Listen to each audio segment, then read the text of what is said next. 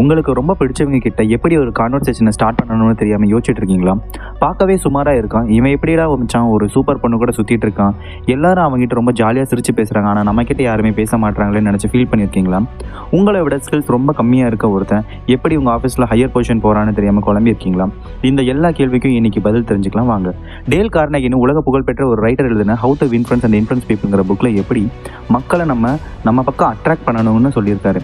First மற்றவங்களை நம்ம எப்படி ஹேண்டில் பண்ணணும்னு பார்க்கலாம். முடிஞ்ச வரைக்கும் யாரையும் விமர்சிக்காதீங்க.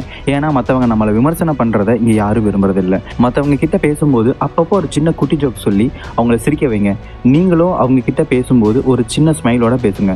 ஏன்னா நம்ம ஆப்போசிட்டில் இருக்கவங்க சிரித்து பேசும்போது நம்மளும் சிரித்து பேசுவோம். நீங்கள் வேணால் அதை நோட் பண்ணி பாருங்கள். உங்கள் கூட இருக்கவங்களை எப்பவும் ஸ்பெஷலாக ஃபீல் பண்ண வைங்க. அதாவது காம்ப்ளிமெண்ட்ஸ் கொடுங்க. பாராட்டுக்கு இயங்காத மனுஷனே. எக்ஸாம்பிளுக்கு உங்கள் கேர்ள் ஃப்ரெண்ட் கூட டேட்டிங் போகும்போது அவங்க கிட்ட சொல்லுங்கள், உங்கள் ட்ரெஸ் ரொம்ப சூப்பராக இருக்குது, இந்த ட்ரெஸ்ஸில் ரொம்ப தேவதை மாதிரி இருக்க, ரொம்ப அழகாக இருக்க அப்படின்னு சொல்லி பாருங்கள். அவங்க ரொம்ப சந்தோஷப்படுவாங்க.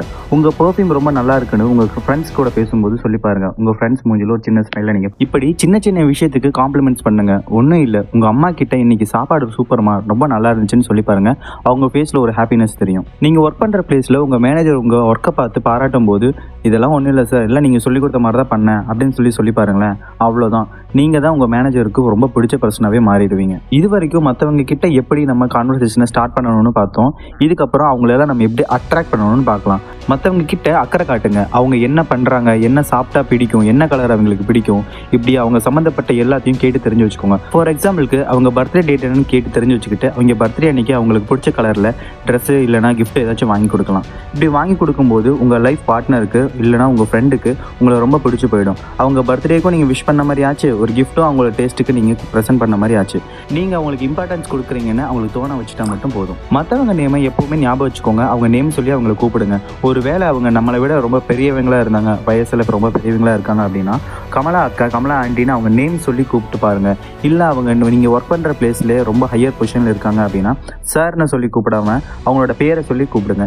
மூர்த்தி சார்னு சொல்லி கூப்பிடுங்க, இல்லைன்னா கிருஷ்ணா சார்னு சொல்லி அவங்க பேரோட சாருங்கிறத ஆட் பண்ணி கூப்பிட்டு பாருங்கள். அதாவது அவங்க நேமுக்கு பின்னாடி சாருங்கிறத ஆட் பண்ணிக்கோங்க. சும்மா நம்ம சார்னு கூப்பிட்றதுக்கும் அவங்க நேம் சொல்லி சார்னு கூப்பிட்றதுக்கும் டிஃப்ரெண்ட் இருக்குது. அது ரொம்ப பர்சனலாக கனெக்ட் பண்ணிக்குவாங்க. ஸோ ட்ரை பண்ணி பாருங்கள். ரெண்டு பேருக்கு இடையில ஆர்குமெண்ட் நடக்குதுன்னா அந்த ஆர்குமெண்ட்டில் தோற்று போக ரெண்டு பேருமே விருப்பப்பட மாட்டாங்க. ஸோ மற்றவங்க கூட ஆர்குமெண்ட் பண்ணுறதை அவாய்ட் பண்ணிக்கோங்க.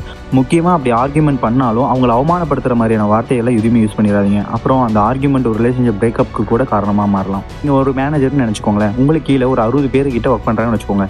அவங்க கிட்ட நீங்கள் ஒரு வேலை சொல்கிறீங்க, அந்த வேலை ஒழுங்காக நடக்கலை, ஏதோ ஒரு சின்ன தப்பு நடக்குது அப்படின்னா நீங்கள் அப்படி எப்படி ரியாக்ட் பண்ணணும்னா உடனே கோவப்பட்டுறாமல் ஃபஸ்ட்டு கேள்வி கேளுங்க. ஏன் இப்படி ஆச்சு, எதுக்கு இப்படி பண்ணீங்க, என்ன ரீசன்னால் ஒர்க் டிலே ஆகுது, உங்களுக்கு ஏதாச்சும் ப்ராப்ளம் இருக்கான்னு கொஸ்டின் கேட்க ஸ்டார்ட் பண்ணுங்கள். அப்படி செய்யும்போது அவங்க ரொம்ப ரெஸ்பான்சிபிளாக ஃபீல் பண்ணி நெக்ஸ்ட் டைம் நீங்கள் கொஸ்டின் கேட்கறதுக்கு முன்னாடி அந்த ஒர்க்கை பண்ணி முடிப்பாங்க. உங்கள் மேலேயும் ஒரு குட் இம்ப்ரெஷன் அவங்களுக்கு வரும். இவ்வளோ நேரம் சொன்ன எல்லாத்தையும் சிம்பிளிஃபை பண்ணி சொல்லணும்னா, உங்களை மற்றவங்க எப்படி ட்ரீட் பண்ணணும்னு நீங்கள் நினைக்கிறீங்களோ அதே மாதிரி மற்றவங்கள நீங்கள் ட்ரீட் பண்ணுங்கள். அவங்க உங்ககிட்ட பேசணும்னு நீங்கள் வெயிட் பண்ணிட்டு இருக்காமல் நீங்கள் கான்வர்சேஷனை ஸ்டார்ட் பண்ணுங்கள். அவங்க உங்களுக்கு ரெஸ்பெக்ட் கொடுக்கணும்னு நீங்கள் நினைக்கிறதுக்கு முன்னாடி நீங்கள் அவங்களுக்கு ரெஸ்பெக்ட் கொடுக்க ஸ்டார்ட் பண்ணுங்கள். ஒரு நல்ல தலைவன் என்ன சொன்னாலும் அவனுக்கு கீழே இருக்க அந்த படை கேட்கும். அதுக்கு அந்த தலைவன் செய்ய வேண்டியதெல்லாம் ஒன்று தான். அவனுக்கு கீழே இருக்க அந்த சோல்ஜர்ஸ்க்கு எல்லாத்தையும் ஒரு இன்ஸ்பிரேஷனாக மாறணும். நீங்கள் கிரவுண்டில் நின்று வேலை செய்யணும். எல்லாருக்கும் முன்னாடி சரியான பாதையை காட்டணும். நீ போகலாம்னு சொல்லாமல் வாங்க போகலாம்னு சொல்லணும். எப்போவும் நானும் உங்களில் ஒருத்தன் தான், நானும் உங்கள் கூட இருக்கேன்னு சொல்லி அவங்களுக்கு சப்கான்ஷியஸாக அதை ரெஜிஸ்டர் பண்ணிக்கிட்டே இருக்கணும்.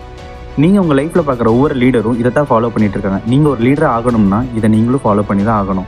அதுக்கு முன்னாடி நம்ம சேனலை ஃபாலோ பண்ணிக்கோங்க.